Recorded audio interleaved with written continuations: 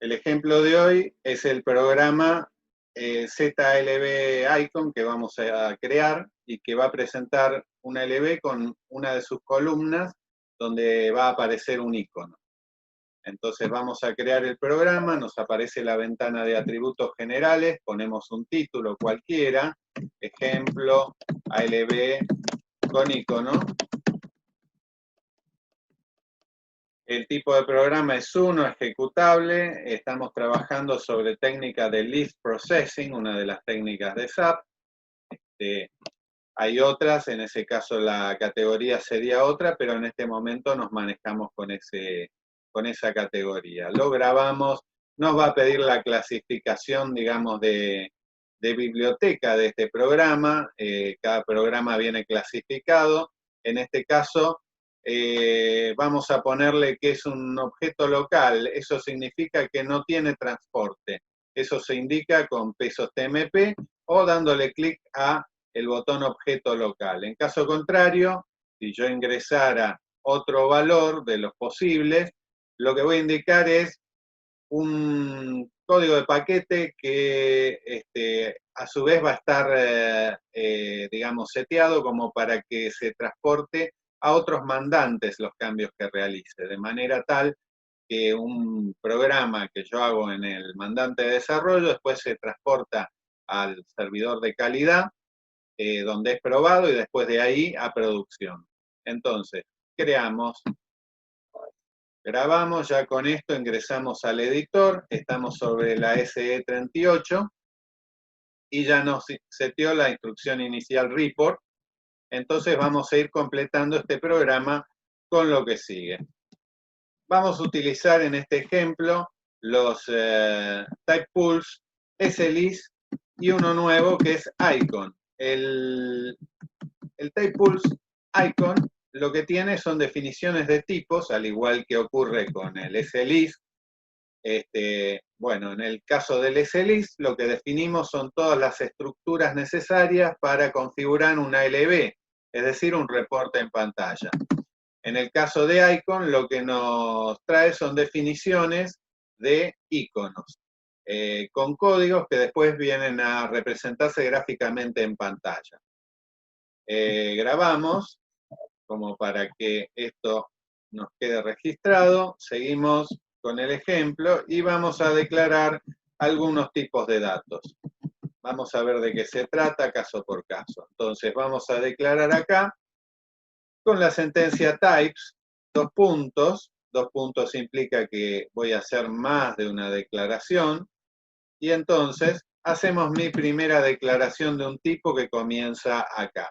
Este es un tipo estructurado, es decir que es una estructura o tipo compuesto donde declaro varios atributos internos que son elementales y que son los más simples. Veamos caso por caso. Tenemos que el nombre de esta estructura es GTI-EKKO. EKKO es el nombre de la tabla de cabecera de órdenes de compra, o sea, una tabla transaccional. Tenemos acá entonces una nomenclatura, que esto no es obligatorio, pero lo seguimos por una cuestión de orden, en donde G representa global y TI representa que lo que estamos declarando es un tipo. De manera que después, más adelante, cuando referenciamos este tipo declarado, sabemos bien que estamos haciendo una referencia a un tipo. Entonces, se abre la declaración con begin of y empieza a declarar cada uno de los elementos que componen esta estructura. El primer elemento es justamente el principal en este ejemplo, porque es donde se va a guardar la información del icono que vamos a registrar.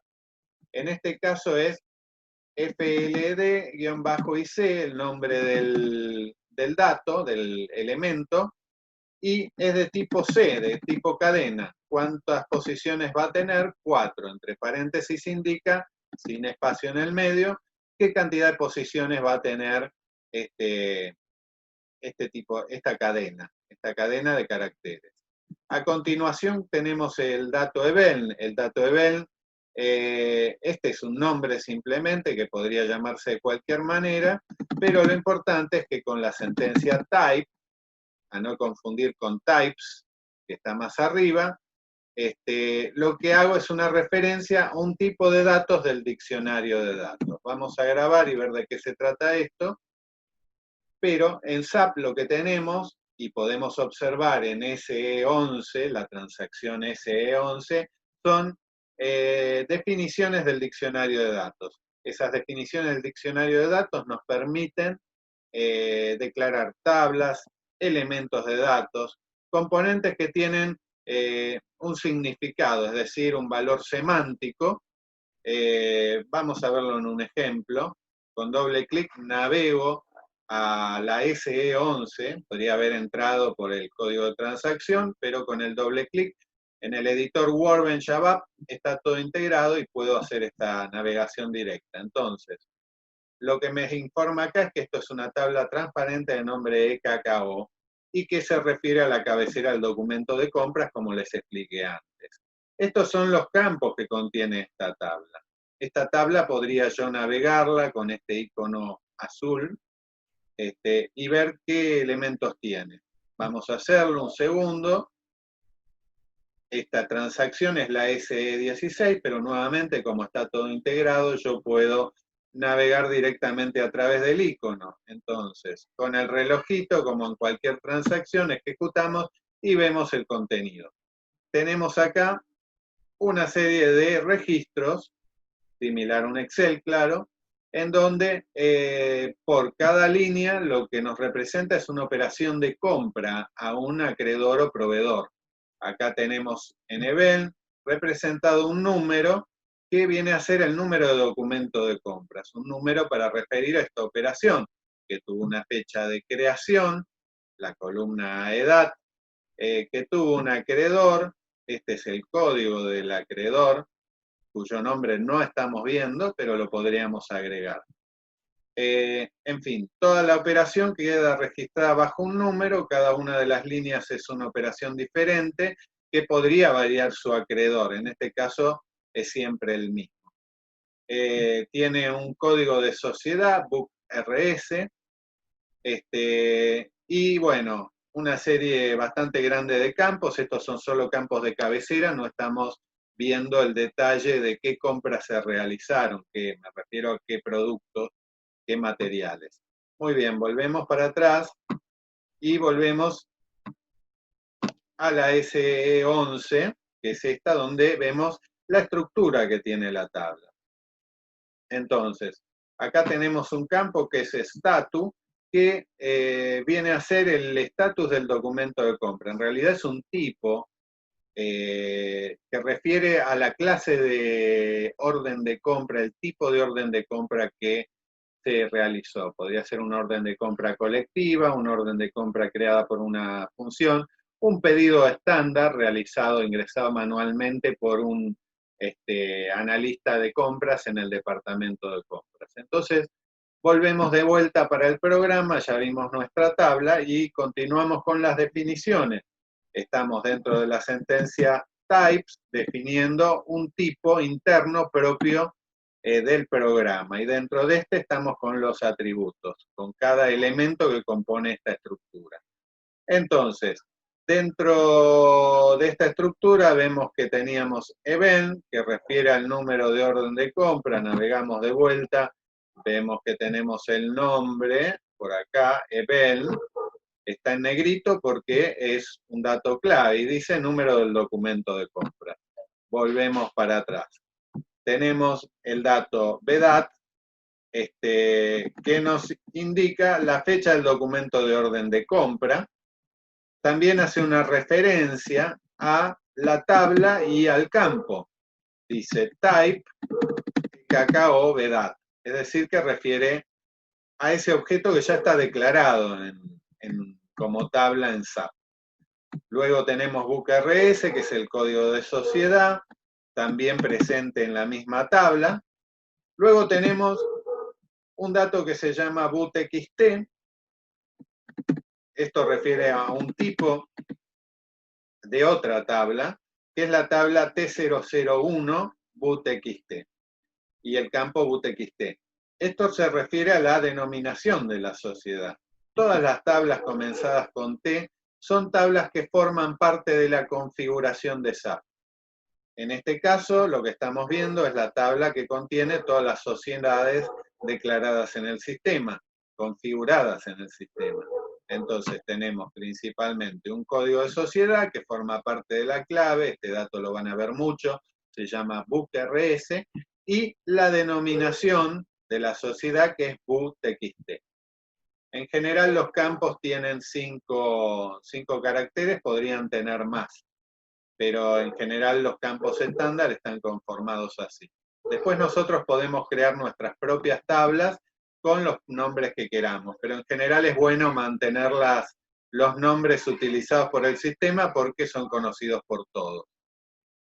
Siguiendo, tenemos el campo LIFNR, que está presente en la estructura de la cabecera del orden de compra, como vimos, es el código de acreedor o proveedor que nos suministra esa compra, y hay un campo acá, name1, que nos define el nombre del acreedor o proveedor, que no se encuentra en esta tabla. Este campo se encuentra, es un dato maestro, está en una tabla de datos maestros. El FA1 es la tabla de acreedores y tiene todo un listado, bueno, acá estamos en la SE11, pero podríamos navegar y ver el contenido,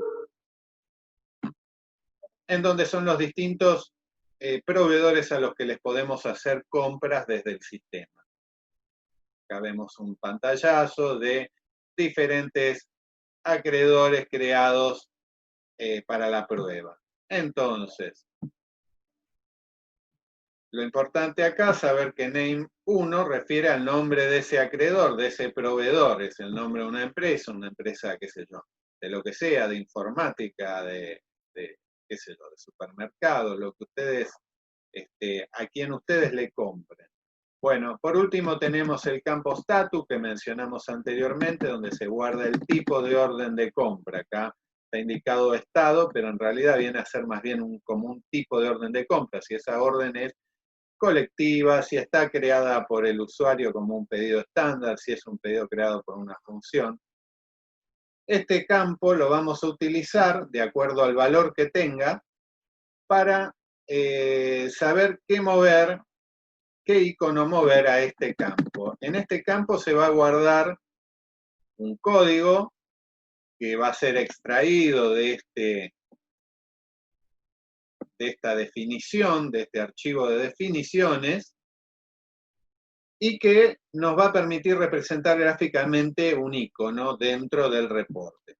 Entonces, continuando, tenemos la estructura,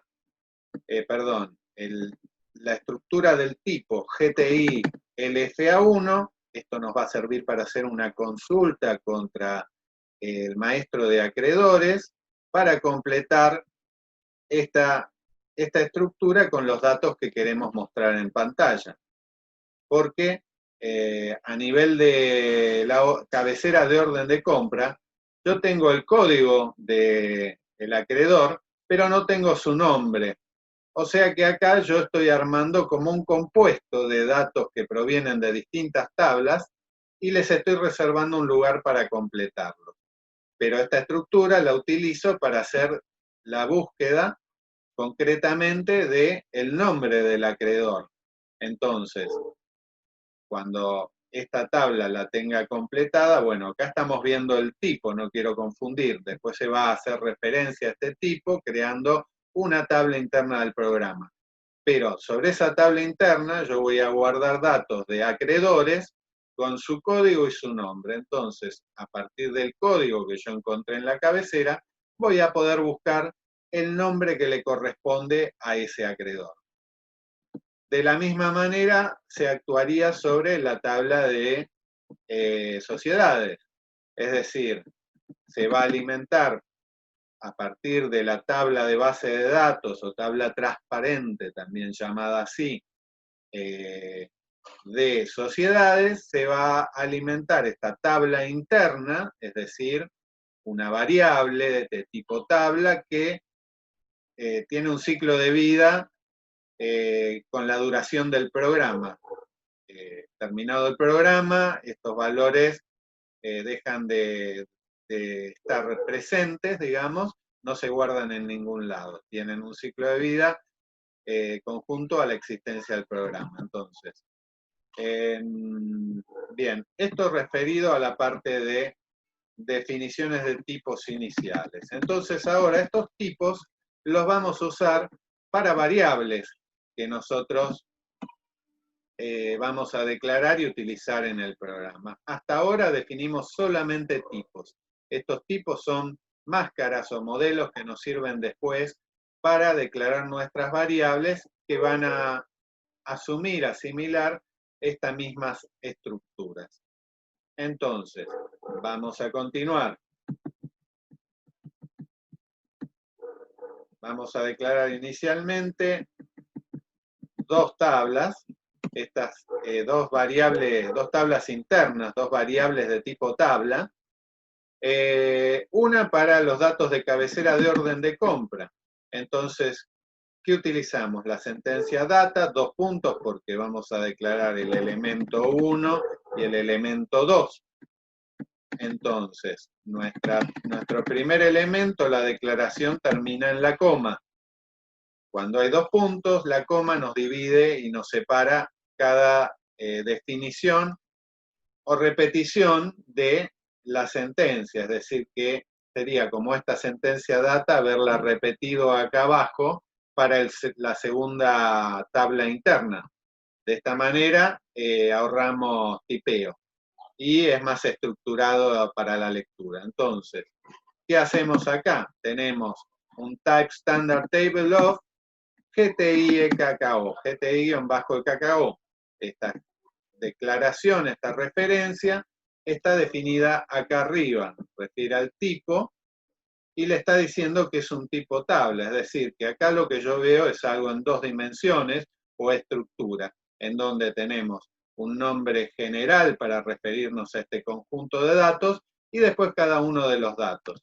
Pero en el caso de una tabla yo voy a tener un registro, varios registros, cada uno con la estructura correspondiente que se declaró. Entonces, son como muchas instancias de esto mismo que está declarado acá. Entonces, continuamos. GTLFA1 es otra variable de tipo tabla que hace referencia a la segunda declaración de tipo, que la tenemos acá. En este caso tenemos lifnr y name1 haciendo referencia a la tabla transparente o tabla de base de datos que vimos en la SE11. Y lo mismo, bueno, acá tenemos por último la de sociedades, pero en este caso no vamos a declarar acá, no necesitamos una tabla, vamos a ver más adelante en el ejercicio cómo la estamos utilizando. Entonces, continuamos. Vamos a declarar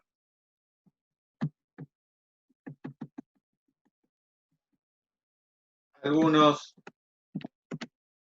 variables que vamos a utilizar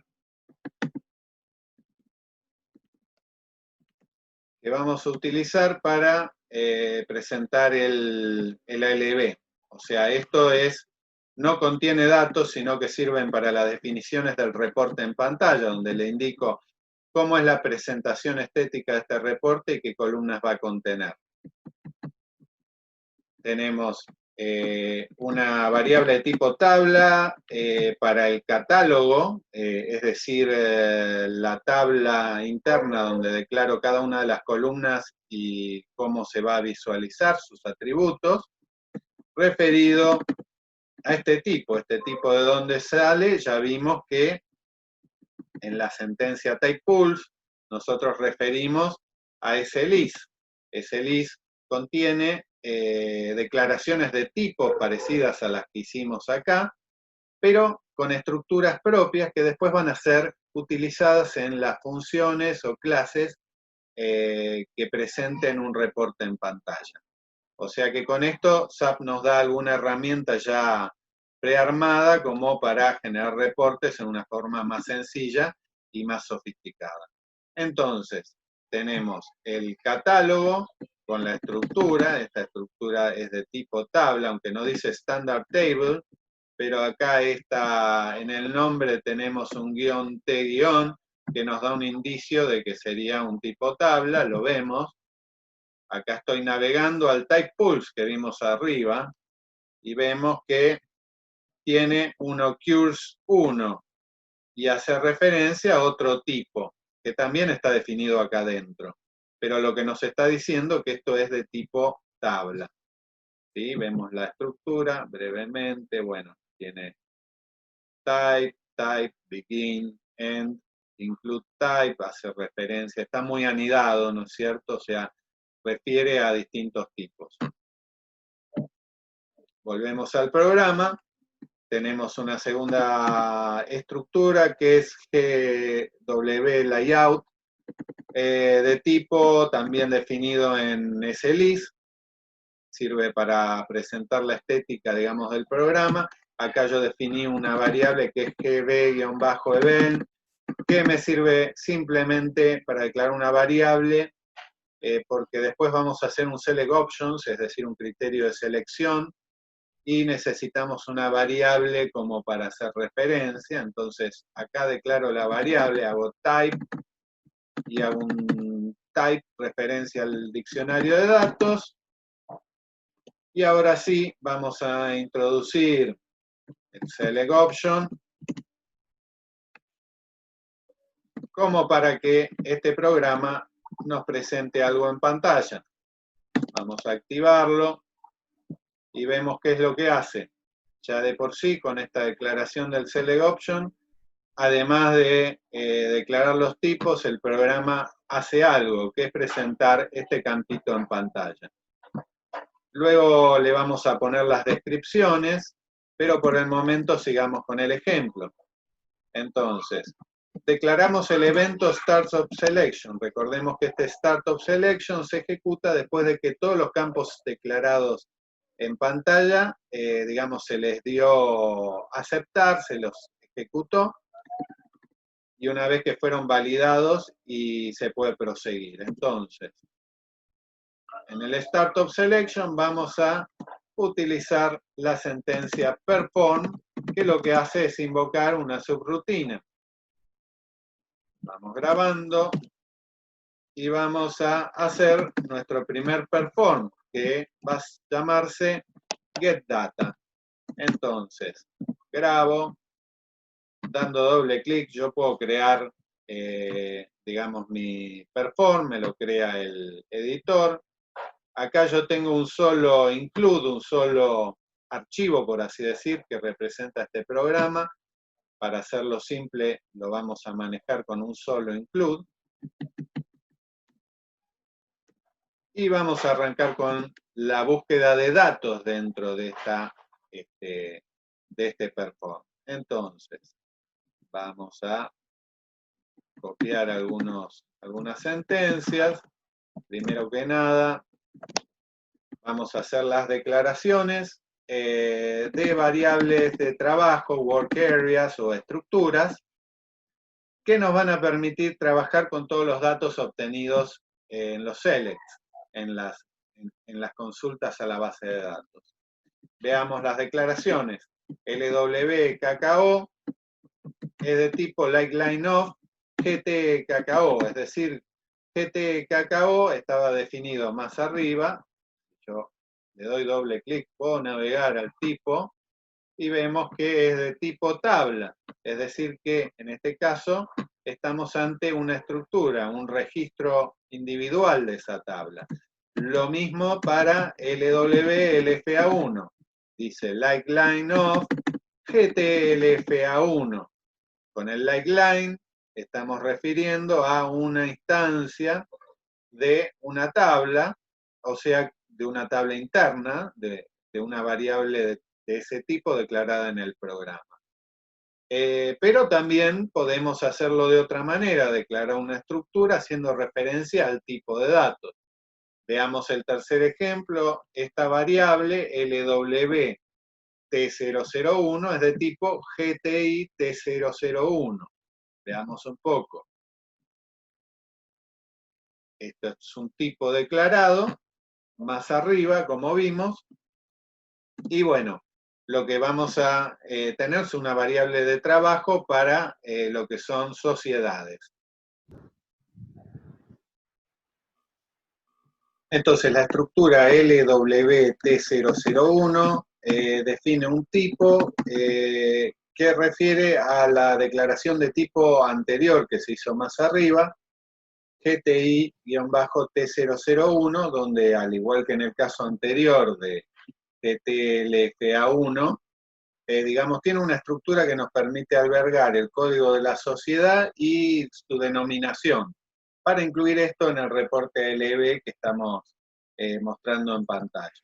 Entonces, vamos a continuar con las siguientes sentencias, y acá se nos presenta el primer select.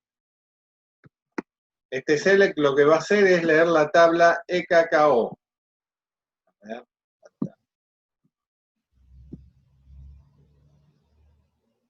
Este select lo que va a hacer es leer la tabla EKKO.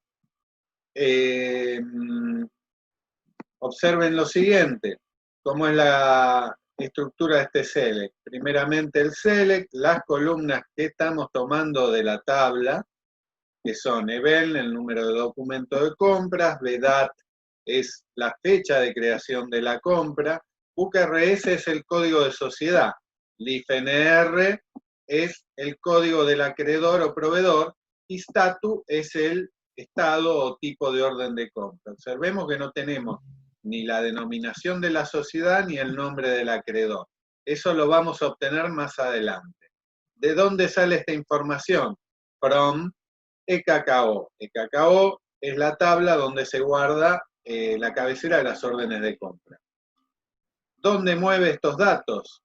Into table sería lo que más habitualmente hemos visto, pero en este caso tenemos un agregado que es into corresponding field of table. Este agregado lo que hace es que si en nuestra variable tabla interna no tenemos exactamente los mismos campos que se han mencionado en el select, entonces, digamos, fija solamente aquellos que coinciden en su nombre. De otro modo, si no tuviéramos esta sentencia, nos arrojaría posiblemente un dump porque no coincidiría la estructura de los datos que estamos guardando contra la estructura de lo que seleccionamos. Por último, lo que tenemos es un where. Este where nos dice qué registros va a seleccionar de la totalidad de la tabla. En este caso, el filtro es por el dato event, donde in, o sea, lo que está incluido en SBVen. Recordemos, SBVen es un criterio de selección que nos admite, digamos, poner rangos desde hasta, incluir múltiples valores, incluir condiciones en donde, a ver, vamos a grabar, no me lo reconoció, a ver, ¿qué pasó? Vamos arriba de todo. Nos permite, sí, está como con ese nombre, no lo navegó porque está inactivo el programa, entonces tiene que estar activo, digamos, como para, no activo, sino tenía cambios sin grabarse, entonces por eso no me permitió la navegación. Ahí sí me lo permite hacer. Doble clic en el campo, vemos entonces que es un criterio de selección, como vimos este es el campo que vimos antes en pantalla, con un desde hasta, pero que tiene muchas otras opciones. A través de la flechita que aparece en pantalla podemos introducir un conjunto de valores, o sea que en definitiva este dato, este criterio de selección es una tabla interna también con una estructura predefinida y que nos permite introducir condiciones a partir de lo que se ingresó en pantalla. Entonces, muy bien. Continuamos con el código, con la lógica, y vamos a preguntar si se obtuvieron datos ¿En dónde? En la tabla interna que se seleccionó en este select, que se alimentó en este select. Acá tenemos la tabla interna que estaba declarada más arriba en el programa, y acá preguntamos, entre corchetes, si el valor es no inicial, es decir, si tiene datos. Digamos, estos corchetes no son necesarios en este caso, porque por el tipo de declaración, esta tabla no tiene lo que antes vimos que sería una línea header o una línea de cabecera, con lo cual no hay ambigüedad posible. Digamos, siempre nos estamos refiriendo a la tabla, no nos estamos refiriendo a la línea de cabecera. De cualquier manera, los corchetes son muy gráficos a la hora de mostrarnos que estamos refiriéndonos a una tabla. Entonces, preguntamos si no es inicial y en ese caso quiere decir que obtuvo datos, continuamos con el flujo de esta lógica. Vamos a seguir introduciendo sentencias. Y ahora lo que vamos a hacer es alimentar uno de los campos que no estaban provistos en la tabla transparente eKKO, sino que hay que buscarlos en otra tabla. Lo que vamos a hacer es leer el maestro de acreedores. Entonces, del maestro de acreedores lo que vamos a tomar son solamente el código de acreedor o proveedor y su nombre, que son LifeNR y Name1 respectivamente. ¿De dónde? De la tabla interna del FA1.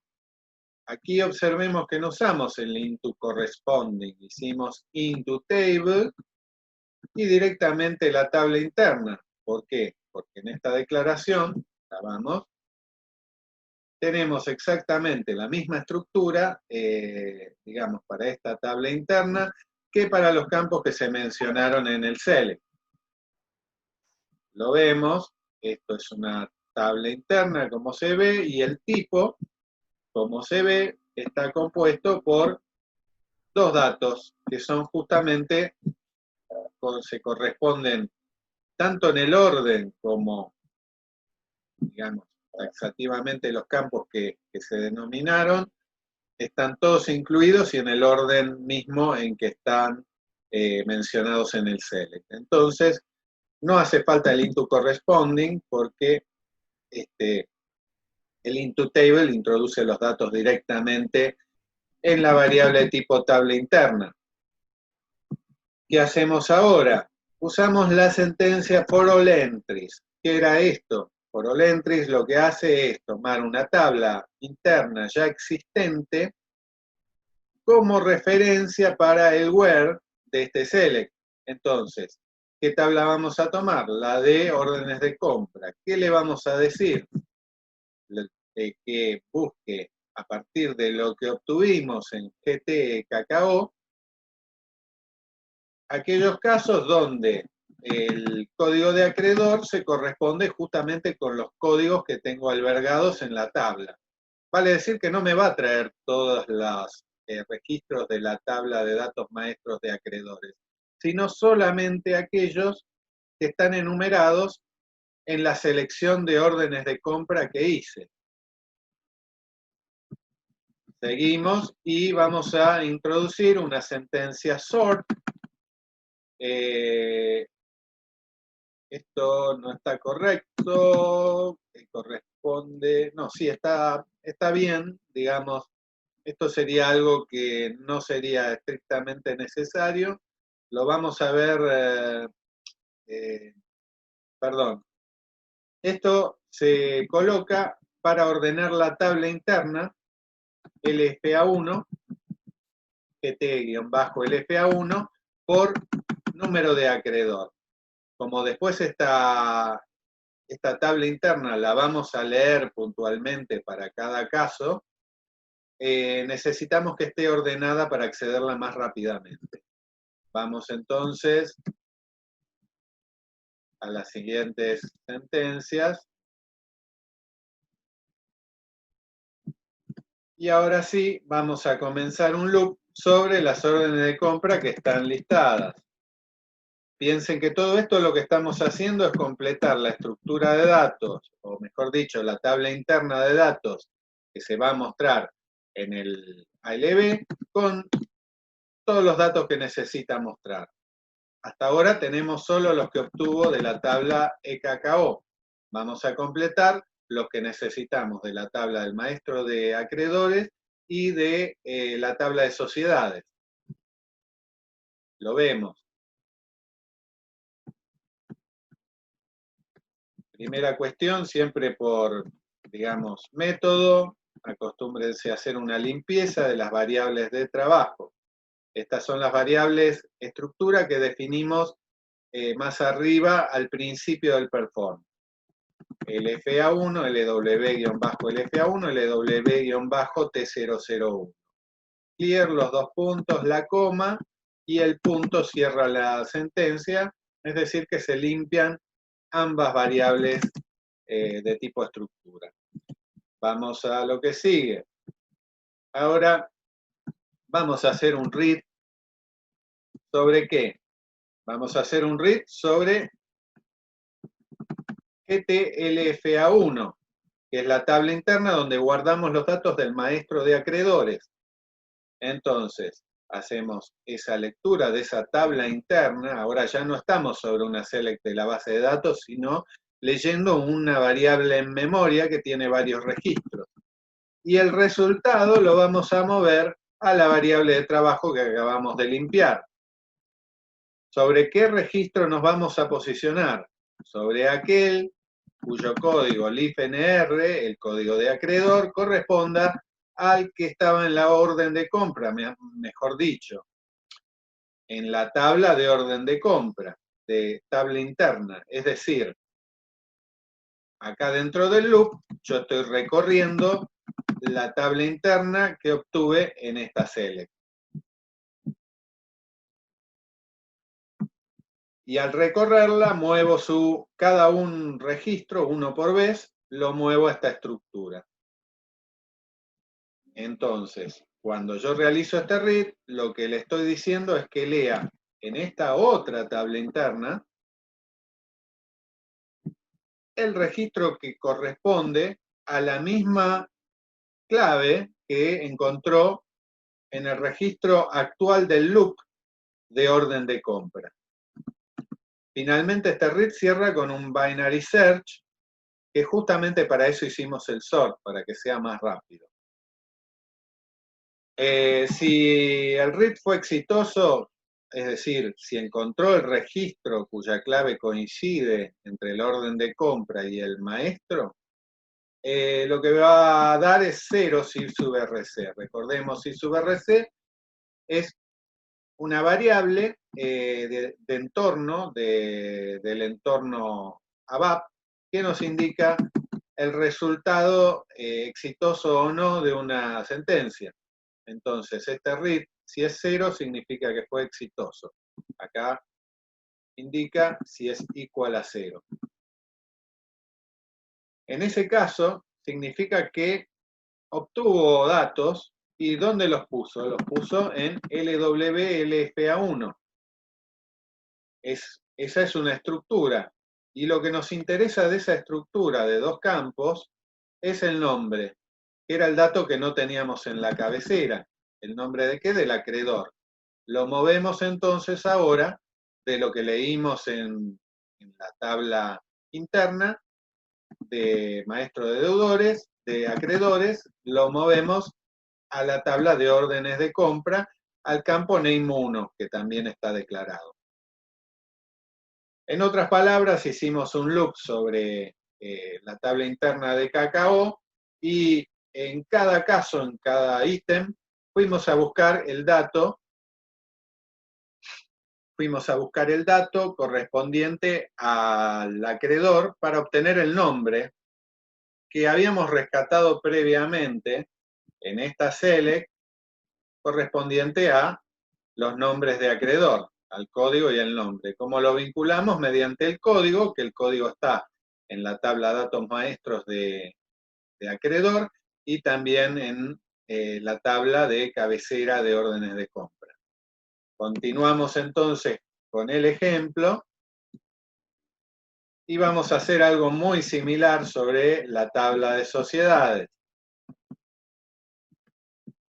Entonces, lo mismo, ¿qué queremos rescatar acá? La denominación de la sociedad, que ese dato no lo tenemos en la cabecera de órdenes de compra. Entonces, ¿qué hacemos? De una nueva select y de la tabla T001 obtenemos, en este caso, un solo registro. Acá se muestra en el ejemplo como para ver una variación sobre lo que son las select, que podemos seleccionar un solo registro. En este caso, introducimos la sentencia single, con lo que le estamos indicando que va a ser un solo registro que lee. Por lo tanto, cuando hace el into, en donde indica a dónde se vuelcan esos datos, ya no necesita una variable de tipo tabla, le basta con una estructura. En este caso lo que hace entonces es leer el código de sociedad y la denominación de la sociedad de la tabla T001 y lo mueve a la estructura. Mueve ¿qué registro? Acá es donde nosotros tenemos que indicar una clave única para que traiga solo un registro. Entonces, utilizamos el campo clave de la tabla T001, que es bookRS, y le decimos que busque el registro que coincida con el campo sociedad obtenido en la orden de compra. De esta manera, en cada iteración del loop, lo que va a hacer es buscar un único registro correspondiente a la sociedad que le corresponde. Por último, evaluamos el éxito o no de la sentencia, preguntamos si sí sub RC es igual a 0, y en caso que sea exitoso, sea igual a 0, lo que hacemos es en la tabla de órdenes de compra, en el campo bootxt, que corresponde a la denominación de la sociedad, mover lo que obtuvimos en la estructura LW-T001 bootxt alimentada en el select anterior. Con esto ya tenemos todos los datos sobre la estructura de, digamos, hasta acá estamos modificando datos en una work area o variable de tipo estructura, pero estos datos no están reflejados en la variable tabla, que en definitiva es la que va a mostrar el reporte, las funciones de reporting de ALB. Entonces, lo que tenemos que hacer ahora es que esta variable de tipo estructura se refleje contra, digamos, el registro que le corresponde en la tabla interna. Pero antes de seguir con eso, vamos a setear el icono. Entonces vamos a preguntar, de acuerdo al valor que obtuvo el campo statu, que lo tenemos, el campo estado, tipo de orden de compra, lo que vamos a hacer es mover un icono u otro al campo de esta misma estructura FLD-IC. Entonces, si el valor obtenido en statu es igual a 9, le voy a mover el icono icon create text. Por el contrario, else if, si el valor de statu es igual a X, le voy a mover el icono icon calculation al mismo campo. Es decir, que según el valor que cobre el atributo statu de la work area de la cabecera del orden de compra, va a mover un icono distinto al campo FLD-IC. Muy bien, con esto ya tenemos todo lo que necesitamos en, digamos, nuestra work area correspondiente a la cabecera de orden de compra, y ahora tenemos que reflejar eso contra la tabla, como expliqué anteriormente, y eso se hace con una sentencia denominada modify. Aquí estamos modificando el contenido de la base de datos en forma directa. ¿Cómo lo hacemos? La sentencia modify admite un montón de cláusulas, podemos hacerlo por número de registro en la tabla, de distintas maneras, pero en este caso lo que estamos haciendo es indicarle una work area, y como esta tabla tiene una clave única, lo que va a hacer es ir a buscar el registro que corresponde a la clave única a partir de los valores de la work area en GTEKKO. Y una vez que lo encuentre, va a pisar ese registro con los valores que fuimos determinando anteriormente. De cualquier manera, esto con un debug lo podemos ver más detenidamente cómo van cobrando valores las variables. Entonces, guardamos.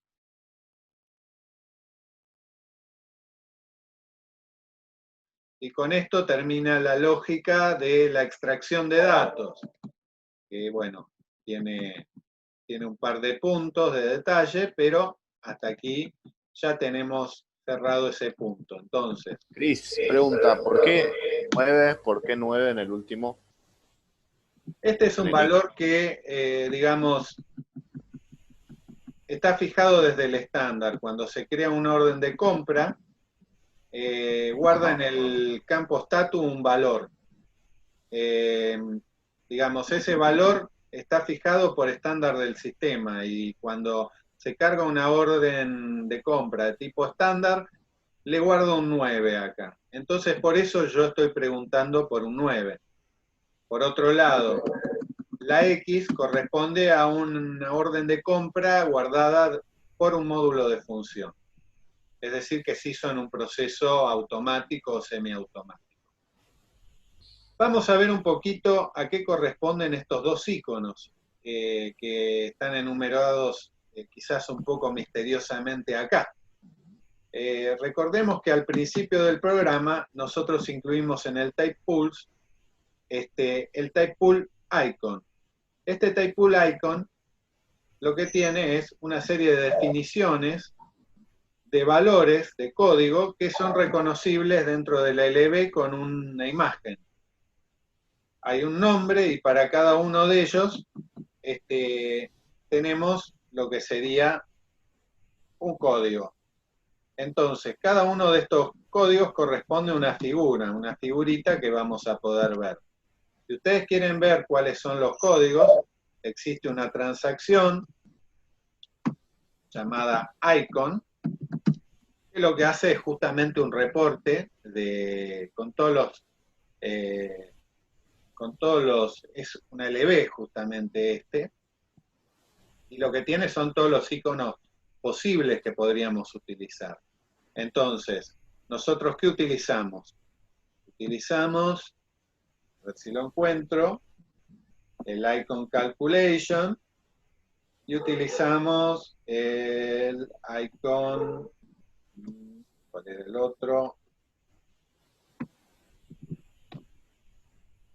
Create text. Create text. Que está por acá. Entonces, estos son los dos iconos posibles en nuestro reporte. A su vez, si vamos a ver por SE16 las órdenes de compra, nos vamos a encontrar, voy a listar todas, que en el campo status hay dos que tienen un 9, una que tiene una X y dos que tienen un 9. Entonces eso va a hacer que varíe el icono que mostramos, porque nosotros se lo programamos en nuestra lógica. Continuemos entonces con el ejemplo. Hasta aquí tenemos ya resuelta la lógica de extracción de datos.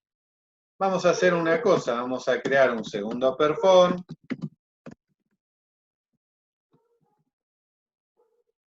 Para mostrar el layout.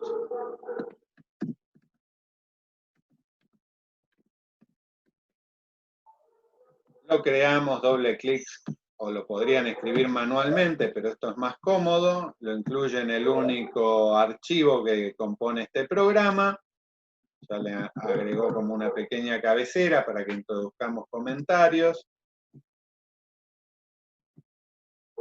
Le voy a copiar el contenido únicamente lo que vamos a introducir acá es en la variable layout, que nos da la estética del reporte, que haga un zebra, es decir, una línea de un color blanco y otra un poco más tenue. Grabamos, volvemos para atrás.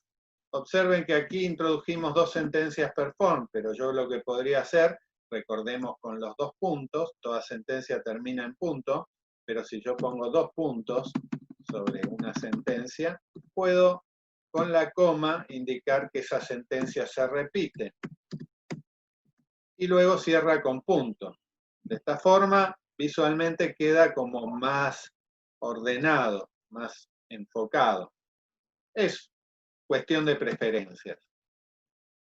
Entonces, vamos a continuar con el armado del catálogo. Vamos a incluir 2 perform más con la misma metodología. Uno para el armado del catálogo y otro para el armado, ya el despliegue de la LB. Entonces vamos con el catálogo, lo creamos,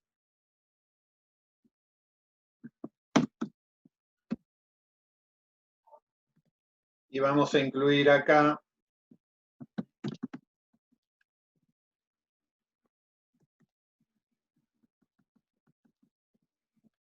las siguientes sentencias. Antes que nada voy a definir una variable work area para trabajar sobre el catálogo. Recordemos que el catálogo es como una especie de tabla que contiene todas las columnas a mostrar en el ALB.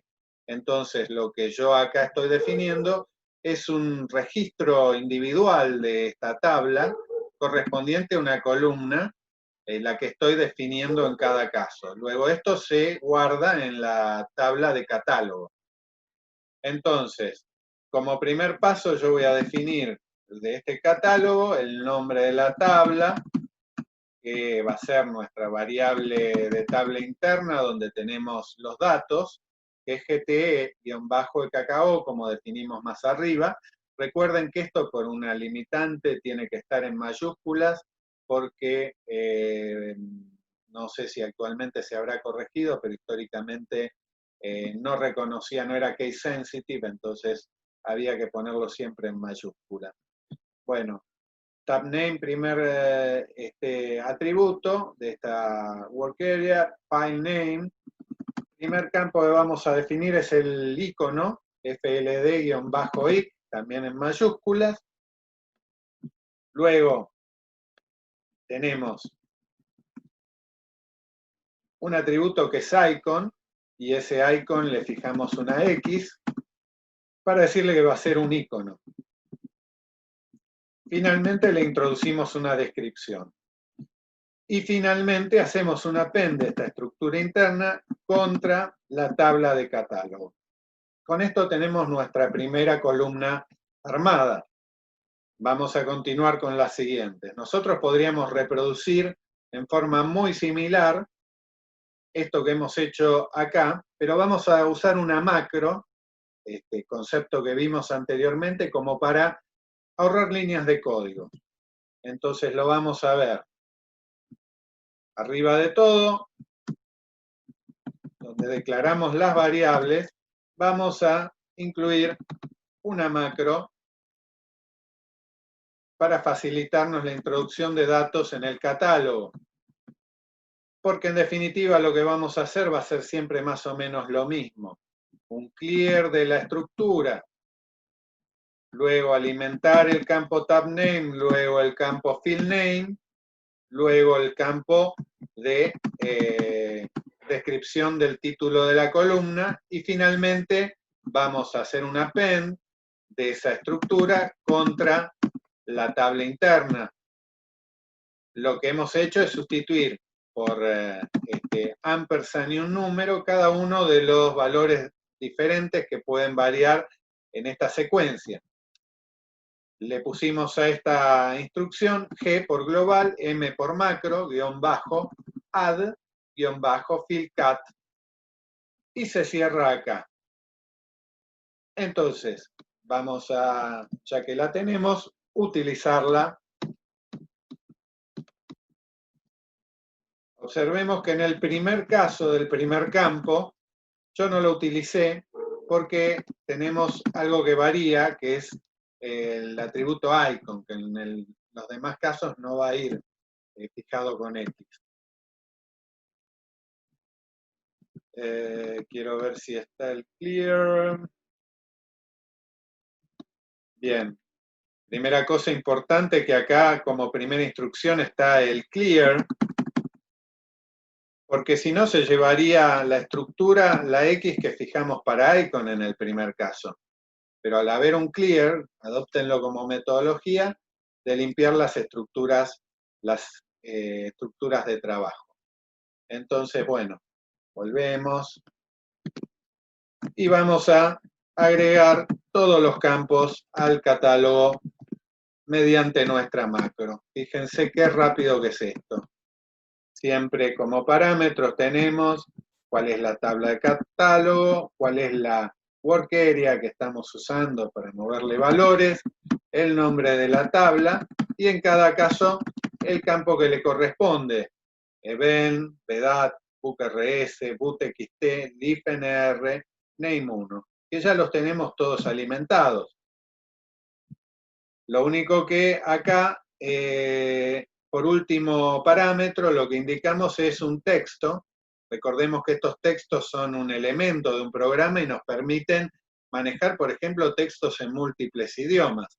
Entonces, vamos a darle doble clic para alimentar lo que corresponde a los textos.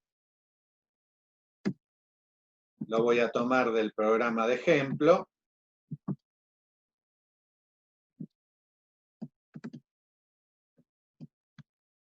Y ya que estamos, copio el resto de los textos.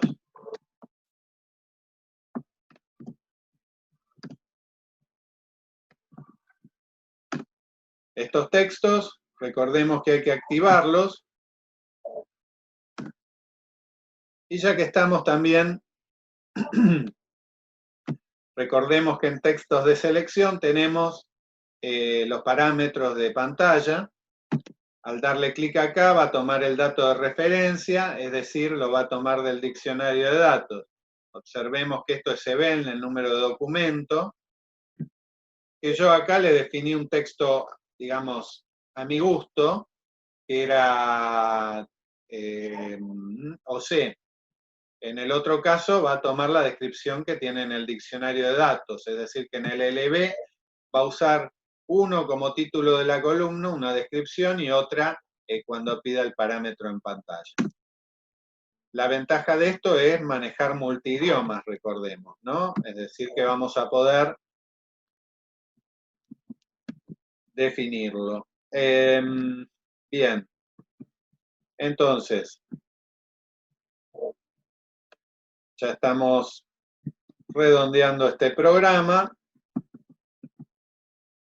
Falta lo que corresponde a mostrar el LB, que para eso vamos a usar, como anteriormente hicimos, una función.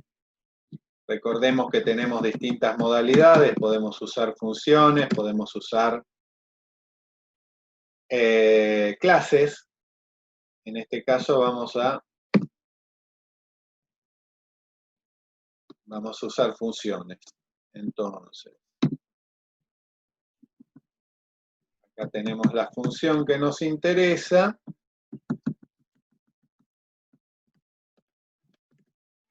Que la repasamos muy rápidamente. Lo que tenemos es el nombre de la función, call function, reuse LB grid display, que recibe parámetros desde este programa, que le está exportando parámetros. Uno es la variable de sistema, que indica el nombre del programa, que la llama, en este caso ZLBIcon. Luego la variable de layout, donde definimos parámetros Zebra con la estética del programa, del ALB. Luego el catálogo de campos, que también es una tabla con todas las columnas que se tienen que mostrar. Y por último, los datos. En la sección Tables tenemos los datos. Finalmente controla si la sentencia fue exitosa o no. Y acá hemos incluido un parámetro nuevo que es eCallbackUserCommand, que nos permite definir una rutina en nuestro programa para controlar ciertos eventos. De momento esta rutina yo la voy a agregar copiándola simplemente para que sea más rápido para la visualización. Entonces, agregamos esta rutina FUserCommand, que coincide con la descripción que pusimos acá más arriba, siempre en mayúscula, recuerden. Esta rutina lo que tiene es, lo que va a hacer es que ante un doble clic va a realizar un llamado a una transacción estándar. ¿Cómo? Con un call transaction de la transacción que corresponde, ME23N. Voy a guardar, voy a activar y vamos a ver el resultado.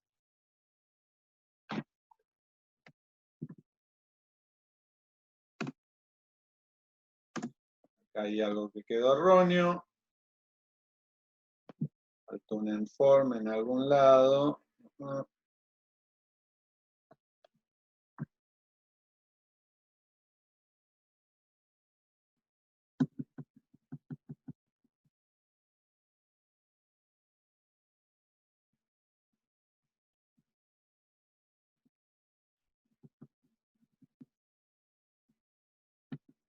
Acá me parece falta un dendiff.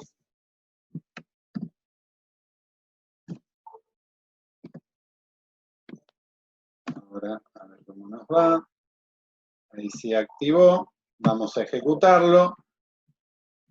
Muy bien. Acá podemos visualizar distintas órdenes de compra con estructuras de valores y demás según lo que indica un criterio de selección, un desde hasta. Vamos a mostrar todas y veamos lo que nos presenta en pantalla. Bueno, acá está nuestro LB. Observamos que la primera columna es un icono y que presenta todos los datos conforme a lo que los definimos. El caso del registro del medio muestra una calculadora porque era la que tenía X en vez de 9. Si damos doble clic, lo que va a hacer es tratar el evento doble clic y nos va a navegar a la orden de compra.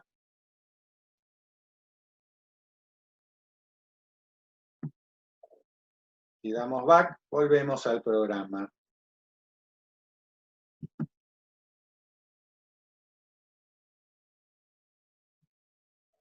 Esta es la transacción estándar ME23N. Es llamada